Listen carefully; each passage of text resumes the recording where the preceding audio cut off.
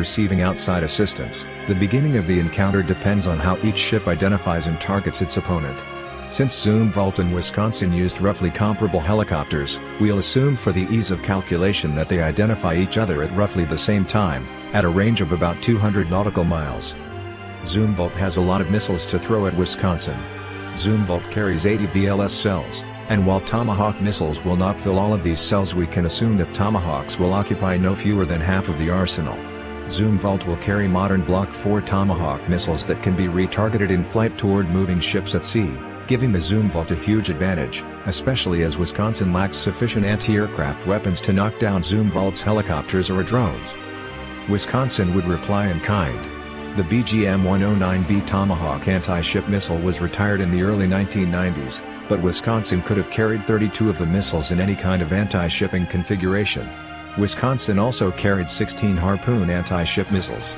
The TASSMs could reach a range of 300 miles, while the Harpoons were limited to about 70. The problem would have been targeting.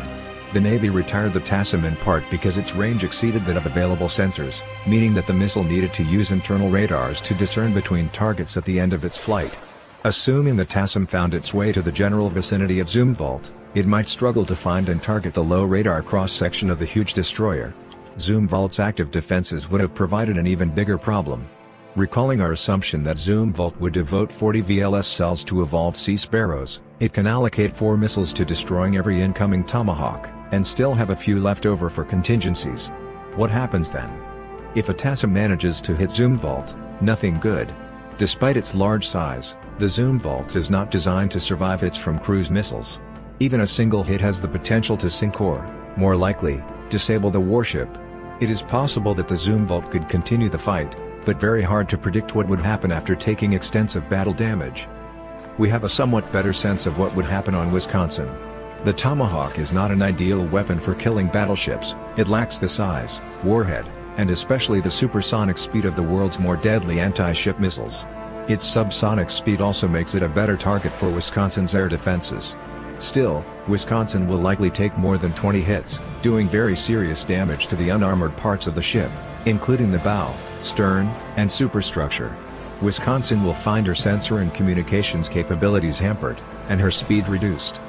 Assuming that both ships remained afloat and interested after the missile exchange, the next step would be to draw within gun range for the kill. USS Zumwalt can probably use this opportunity to escape, but it's not obvious that Zumwalt's captain will make that decision. In order to hurt the Zumwalt, Wisconsin would need to close within visual striking distance. At such ranges, the 9 1650 guns of the battleship would quickly disable and destroy the stealth destroyer. It would not take long, and it would not be pleasant for Zumwalt. But odds are Wisconsin will never reach firing position. With its two 155mm advanced gun system turrets, the Zumwalt can begin hitting Wisconsin at a range of around 80 nautical miles with a long-range land attack projectile. This weapon reputedly has a circular error probability of around 50 meters, meaning that we can expect roughly 125 to 150 of the 700 or so shells fired by the Zumwalt over the course of half an hour will hit the battleship. No one has ever hit an Iowa-class battleship with 156 shells over the course of 30 minutes. However, World War II offers some experience. The German battleship Bismarck underwent an even more vicious storm of fire and steel, and the Japanese battleship Hai suffered something similar. Both ships survived the initial onslaught, but were disabled and later sank. Undoubtedly Wisconsin's armor would provide a great deal of protection from 6 shells armed with fragmentation warheads. The Wisconsin is armored against 1645 shells, which are much heavier and have much greater penetrating power than the land attack munitions fired by a Zumwalt. Nevertheless, the sheer number of hits would leave Wisconsin's lightly armored ends and unarmored upper works devastated and in flames. Even assuming Wisconsin remained afloat, it is unlikely that she would be able to continue combat with her superstructure and decks in flames.